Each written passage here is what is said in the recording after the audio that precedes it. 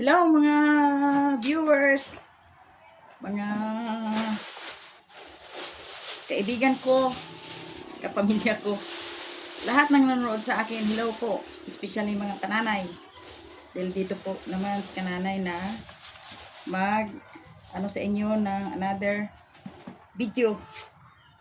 Wala pa akong ibang kundi ang gumawa ulit ako ng lambat. Nagbili po ako ng lambat yung nakaraang araw. At ngayon po ay bibili ako ng lambat dahil sabi ko yung aking mga anak, si Brother Emer, si Brother Eric at si Ambit, ay yung lambat na ginagamit daw nila ay kasi marupok na daw. Maraming isda daw na malalaki na nakakaalpas dahil sa yun nga ang lambat ay marupok.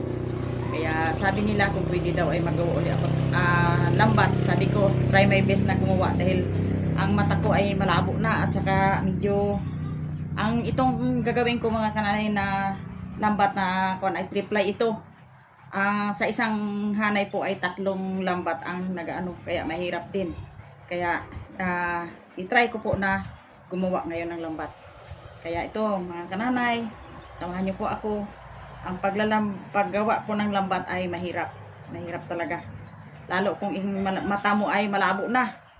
Kaya ito ngayon. Kaya mahirap po ang maglambat tayo na ang lambat ay marupok na. Kasi yung aking lambat mga kananay ay mahigit na yun 1 taon. Pa 2 years na ngayon. Kaya ang isda po ay nakakaalpas na. Yung mga malalaking isda po ay hindi na po mahuhuli dahil gawa nung ang lambat ay marami ng buslot, anong tawag niyan sa inyo? Marami ng mga sira-sira na tagusan ang isda kung dumaan. Kaya ito po mga kananay, gawa ulit tayo ng lambat. Hello kayo dyan. Sana'y maging maayos kayo, masaya, walang problema sa buhay. Yun. Basta importante ay kasama natin ng Diyos na siyang nag-aliw sa atin, nabigyan ng kaligayahan yung ating puso.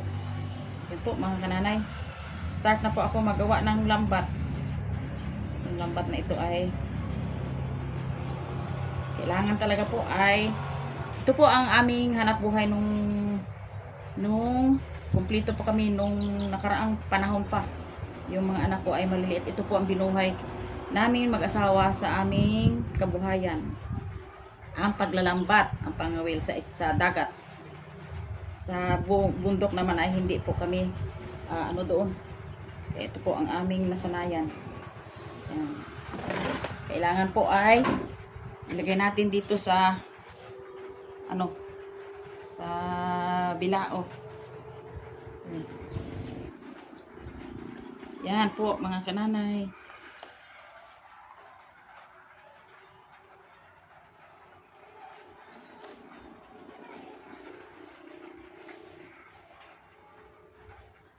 Ganito po talaga ang pasimula ng paggawa ng lambat. Kailangan po talaga ay siya ay tuhugin or anuhin siya.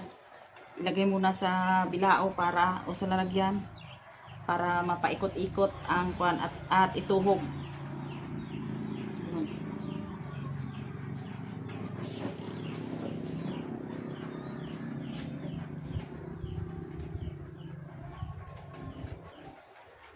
Po mga kananay.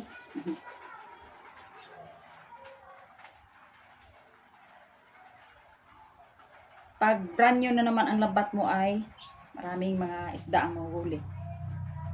Yan.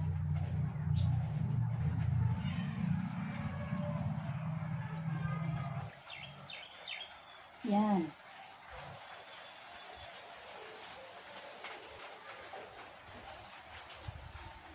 Paggawa po ng lambat ay medyo may kahirapan din. Lalo pag ang paningin mo ay malabo na. Pero sulit naman mga minamahal ko mga kananay pag ito ay natapos na. Yan.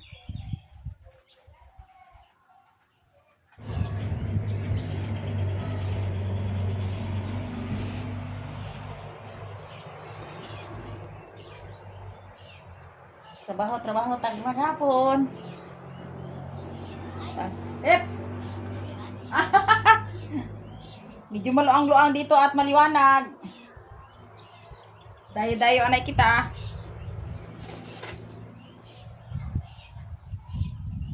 Saka mahangin, libre ang aircon.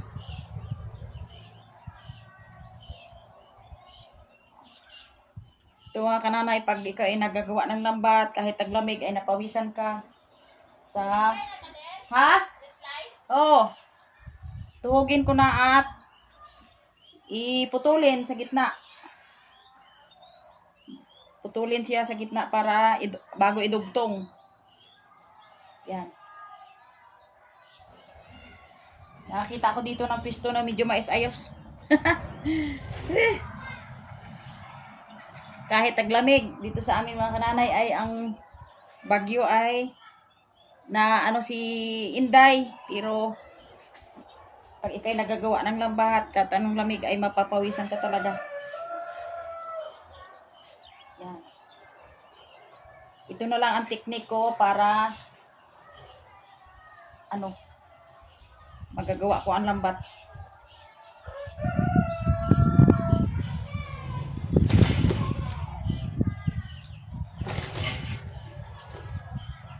Dapat paikutin ang bilao.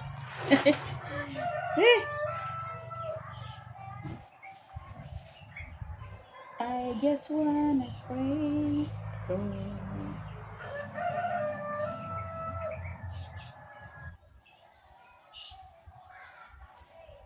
How great is our God. Sing with me, how great is our God. And all will see how great is our God. Mga kananay, kahit anong hirap ng ating trabaho, para maibsan ang ano ng iyong trabaho ay iawit mo na lang. Para maalis yung sobrang ano mo sa trabaho mo. Yan.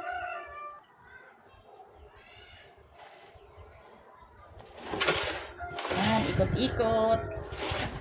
Para hindi mamulupot.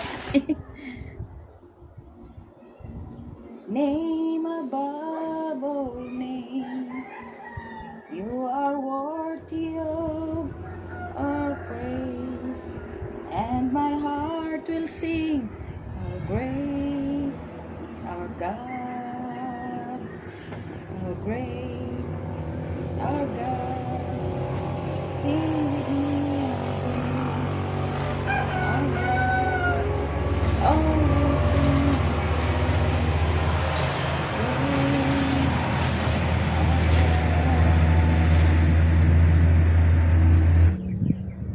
kananay, yung mga taga-probinsyang marunong sa dagat, marunong magawa ng lambat, ito po, panoorin nyo po ako.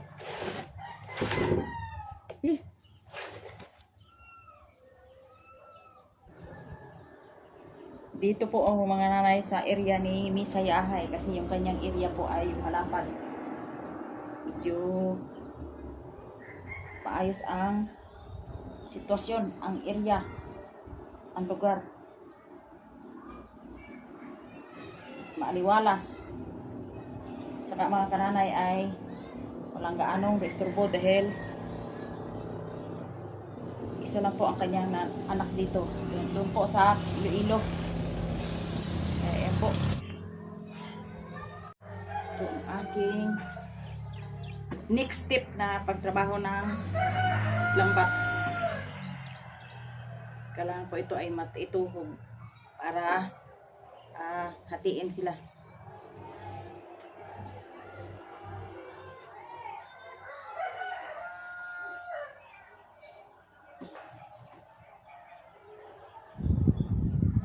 Ito po, tuloy-tuloy po ang aking paggawa ng lambat. Dito na po ako sa pagtutuhog habang nagapananlasa po si Bagyong Inday dito sa amin ay dito po ako sa area ng bahay ni Misayahay dahil siya ay medyo aliwalas itong bahay at malaki. Yun. At maliwanag. Kaya po, ito, tuloy-tuloy po ang aking paggawa ng lambat. Alam mo mga kananay, itong paggawa ng lambat, nakakaantok din. Nakakaantok. Kagising ko lang, tumulog muna ako at ayun. Balik naman sa paglalambat, paggawa ng lambat. Ito pa ay tinutuhog ko para ipagdugtong yung malaking mata dito sa maliit na mata sa gitna. Yan.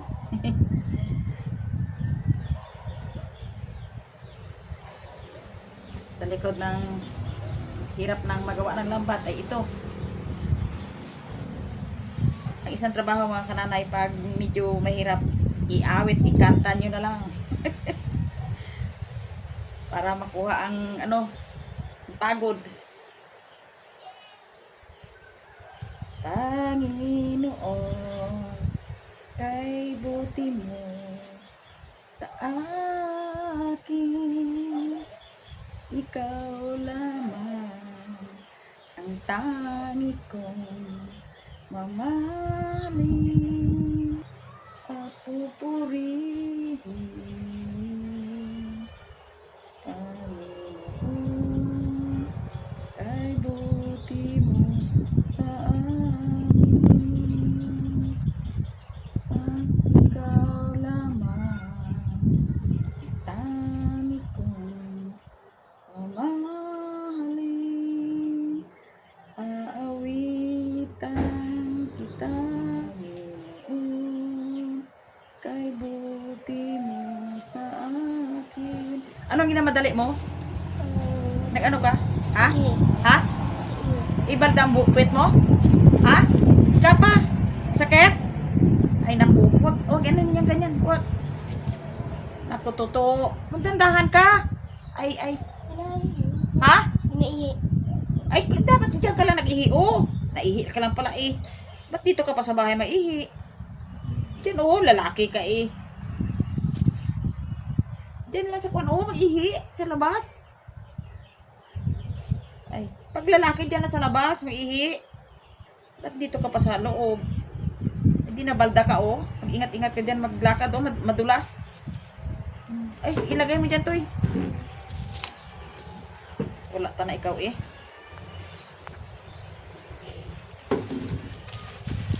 Saan ka galing, Hay? Ha? Tita. Kay tita? Next time ha, pag napaihi, diyan na sa labas mag-ihi. Huwag ka na magpunta dito sa bahay. Balda ka eh. Kala ko kung na ano ka lang eh.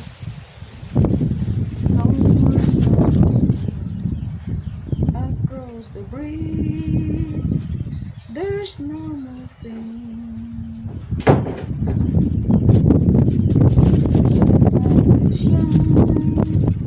Across the river,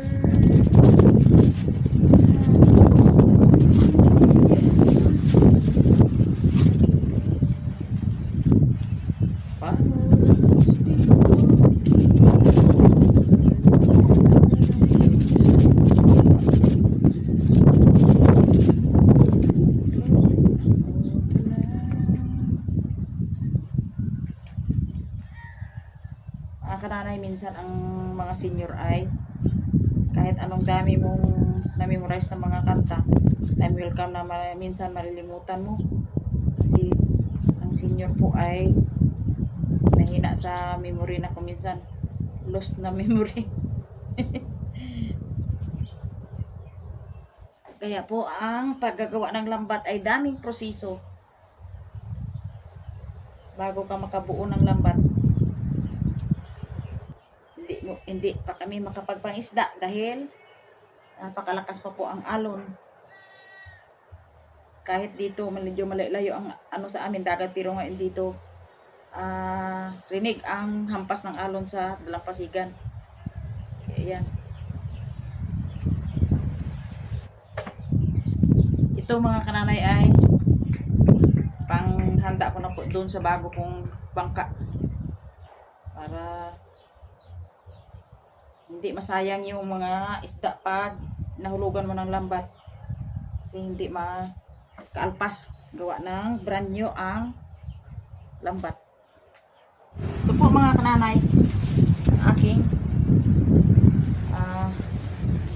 natapos na, natuhog na. At saka po ay, dahil hapon na po ay, bukas ko na ito putulin. Yan. Kaya intindi mo na ako ng aking ulam. Yan.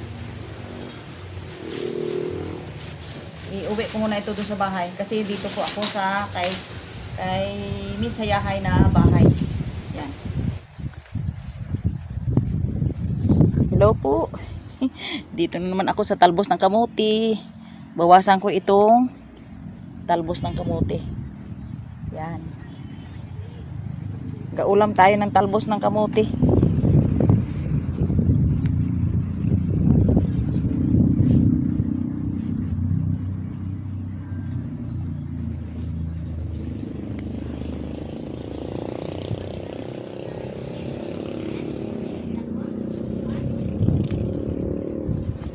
Bawasan natin yun ng ano para lalong dumami ang talbos. Kailangan i-pruning natin yung kanyang ano talbos.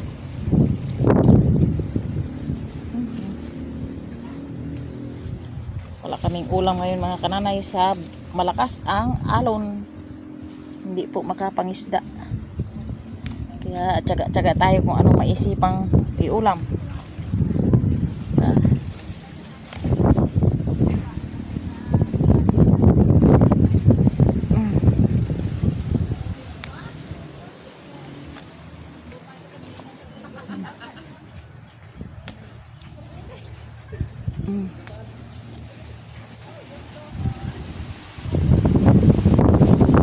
Ang panahon sa amin dito yun.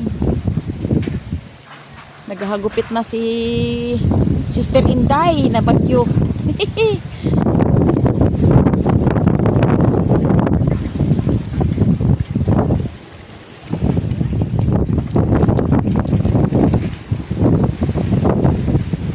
Diyan ang ulan.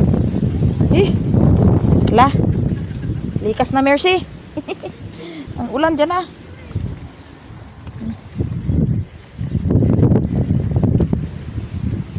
Ang ulan. Oh, yan. Mga kananay yung bagyo.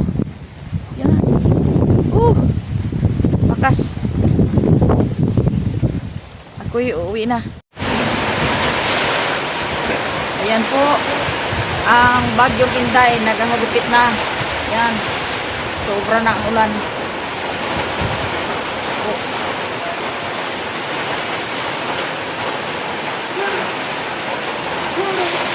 Luto tayo ng ulam.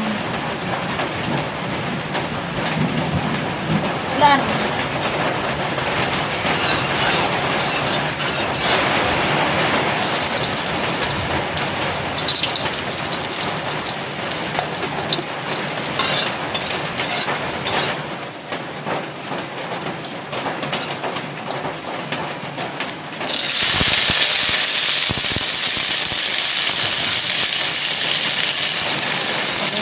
Yung kamatis at sibuyas.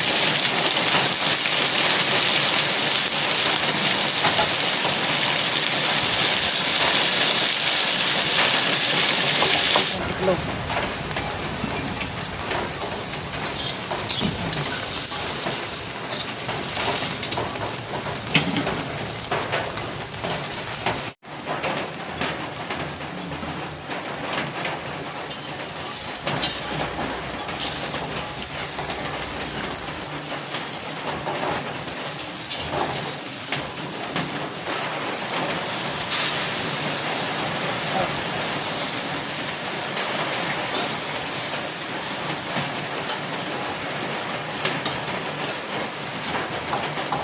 Yan po yung aking ulam. Itlog na may halong gulay. Yan. Okay, kakain.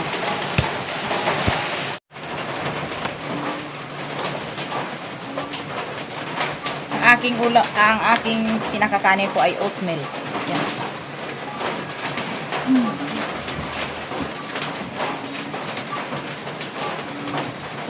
Ito ang aking ulam. tayo.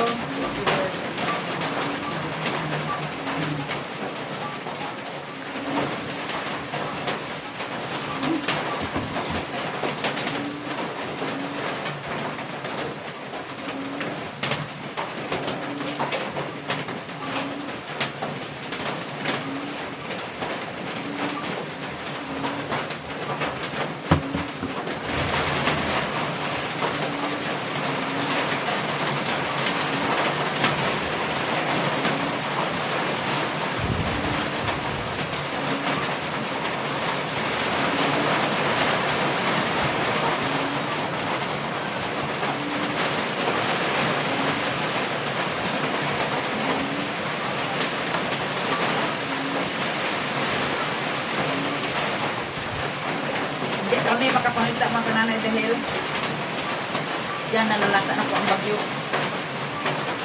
Tulog ulan.